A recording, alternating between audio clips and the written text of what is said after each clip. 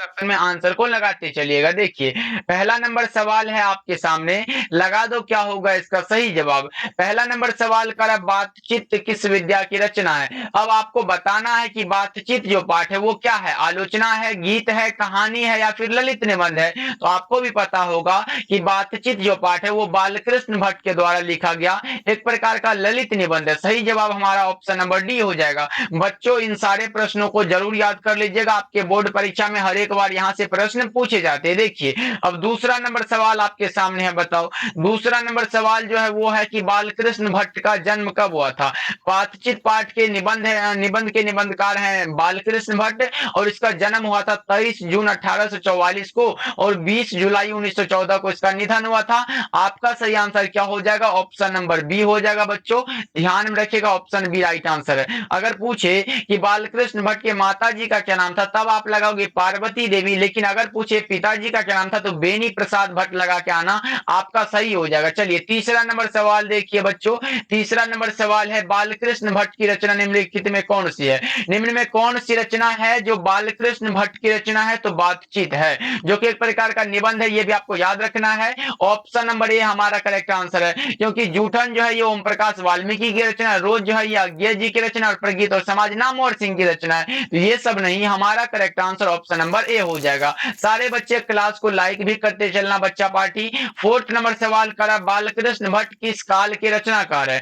बालकृष्ण भट्ट जो है वो अगर काल पूछे तो आप आधुनिक काल लगाना, लेकिन अगर पूछे बालकृष्ण भट्ट किस युग के रचनाकार हैं तब आप भारतेंदु युग लगाना, आपका राइट हो जाएगा। ओके चलिए पांचवा नंबर सवाल देखिए क्या कर रहा है। फिफ्थ नंबर सवाल है कि हिंदी कहानी के विकास में मील का पत्थर जो वो कौन सी कहानी मानी जाती है। बताओ आप लोग, हिंदी कहानी के विकास में मील का पत्थर जो वो कौन सी कहानी मानी जाती है। वो है उसने कहा था जो कि चंद्रधर शर्मा गुलेरी जी के द्वारा लिखा गया है, इसीलिए correct answer option number A हमारा करेक्ट हो जाएगा। सिक्स नंबर सवाल देखिए मात्र 100 ऑब्जेक्टिव है, इसको जरूर याद करके जाना आप लोग। देखिए सिक्स नंबर सवाल कह रहा है उसने कहा था कहानी में किस युद्ध का उल्लेख है, तो उसमें है आपको पता होगा उसने कहा था कहानी में प्रथम विश्व युद्ध का उल्लेख है, ऑप्शन ए करेक्ट हो जाएगा। ध्यान में रखिएगा आप लोग। सेवन नंबर सवाल देखिए क्या कह रहा है। सेवन नंबर सवाल है उसने कहा था कहानी में किस शहर का चित्रण हुआ है। उसने कहा था कहानी में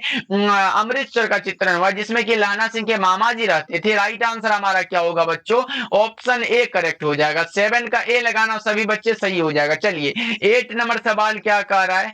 एट नंबर सवाल जो है सिख राइफल्स के जमादार लहना सिंह का नंबर बताना है बच्चा पार्टी, क्या लगाओगे इसका सही जवाब बता दो। सिख राइफल्स के जमादार लहना सिंह का नंबर था 77। क्या था बच्चों, 77 लगाना करेक्ट आंसर ए हो जाएगा। 9 नंबर सवाल देखिए हमारे सामने है। 9 नंबर सवाल है चंद्रधर शर्मा गुलेरी किस युग के कहानीकार है।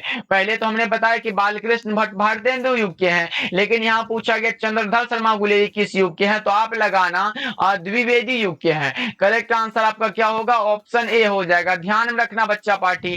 10 नंबर सवाल क्या कह रहा है हमारे सामने है। उसने कहा था किस प्रकार की कहानी है। उसने कहा था जो है एक प्रकार का कहानी है जिसके कहानीकार का नाम है चंद्रधर शर्मा गुलेरी और यह एक प्रकार का कर्म प्रधान कहानी है। राइट आंसर क्या होगा, ऑप्शन बी राइट हो जाएगा। 11 नंबर सवाल देखिए क्या कह रहा है। 11 नंबर सवाल है जयप्रकाश नारायण की रचना का नाम क्या है। लोक नायक जयप्रकाश नारायण की रचना का नाम है संपूर्ण क्रांति, जो कि एक प्रकार का क्या है बच्चा पार्टी, तो एक प्रकार का भाषण है और जयप्रकाश नारायण के द्वारा लिखा गया है। सही जवाब भी हो जाएगा, क्योंकि शिक्षा जो है ये जय कृष्ण मूर्ति के द्वारा लिखा गया। एक लेख और एक पत्र भगत सिंह के द्वारा लिखा गया और जूठन जो है ये ओम प्रकाश वाल्मीकि के द्वारा लिखा गया। तो ये सब नहीं होगा बच्चों, ऑप्शन बी हमारा करेक्ट हो जाएगा। 12 नंबर सवाल देखिए क्या करा बच्चों, क्लास को लाइक करते चलना आप लोग। दल विहीन लोकतंत्र किसके मूल उद्देश्यों में है, तो वो है मार्क्सवाद तथा लेनिनवाद के मूल उद्देश्यों में। राइट आंसर बी हो जाएगा। 13 नंबर सवाल क्या कह रहा बच्चा पार्टी। 13 नंबर सवाल है जयप्रकाश नारायण को भारत की जनता किस नाम से याद करती है, तो जस्ट हमने बताया कि जयप्रकाश नारायण को लोक नायक के नाम से भी जाना जाता है। करेक्ट आंसर क्या होगा, ऑप्शन सी हमारा करेक्ट हो जाएगा। जयप्रकाश नारायण को भारत की जनता लोक नायक के नाम से याद करती है। ध्यान में रखिएगा आप लोग। 14 का सही जवाब 13 का सही जवाब सी हो जाएगा। 14 नंबर सवाल है 1974 में छात्र आंदोलन का नेतृत्व किसने किया था। लोक नायक जयप्रकाश नारायण ने 5 जून 1974 अंबेडकर को पटना के गांधी मैदान में छात्र आंदोलन का नेतृत्व किया था, इसीलिए करेक्ट आंसर हमारा बी हो जाएगा। लगाते चलना बच्चा पार्टी, आंसर को लगाते चलना, जिससे कि आपको पता चलेगा कि इन सारे प्रश्नों में आपको याद कितना था। चलिए 15 नंबर सवाल क्या कह रहा है, 15 नंबर सवाल है दिनकर जी की पहली काव्य पुस्तक कौन सी है। रामधारी सिंह दिनकर की पहली काव्य पुस्तक का जो नाम है वो कौन सा है बताओ, तो प्रणभंग हो जाएगा। क्या होगा बच्चों, प्रणभंग हो जाएगा। और अगर पूछे युद्ध और शांति की समस्या पर लिखी गई काव्य कृति कौन सी है, तो आप कुरुक्षेत्र को लगाना सही हो जाएगा। ओके, वैसे हुंकार और रसवंती भी इन्हीं की रचना। अगला प्रश्न देखिए क्या कह रहा है, अगला प्रश्न कर रहा है रामधारी सिंह दिनकर की कौन सी रचना है। तो बच्चा पार्टी उसने कहा था जो ये चंद्रधर रमा गुलेरी की रचना है, जूठन ओम प्रकाश वाल्मीकि की रचना है, तिरीच उदय प्रकाश की रचना है। तो बचा कौन सा, अर्धनारीश्वर, जो कि एक प्रकार का निबंध है और रामधारी सिंह दिनकर के द्वारा लिखा गया। राइट आंसर डी हो जाएगा। 17 नंबर सवाल देखते हैं क्या कर रहा है, अर्धनारीश्वर कल्पित रूप है किसका। अर्धनारीश्वर शंकर और पार्वती का कल्पित रूप है बच्चों। क्या है, कल्पित रूप है, ये भी याद रखना है। चलिए आगे बढ़ हैं 18 नंबर सवाल देखिए क्या कह रहा है। 18 नंबर सवाल है प्रेमचंद थे, प्रेमचंद जी क्या थे, प्रेमचंद जी कथाकार थे। क्या थे बच्चों, प्रेमचंद जी कथाकार थे। राइट आंसर बी हो जाएगा। चलिए लगाते चलना बच्चा पार्टी आंसर को। 19 नंबर सवाल देखते हैं क्या कर रहा है, दिनकर जी का जन्म जो है बिहार के किस जिले में हुआ था। रामधारी सिंह दिनकर का बिहार के जो है जन्म कौन सा हुआ था, तो समस्ती सिमरिया बेगूसराय बिहार में हुआ था।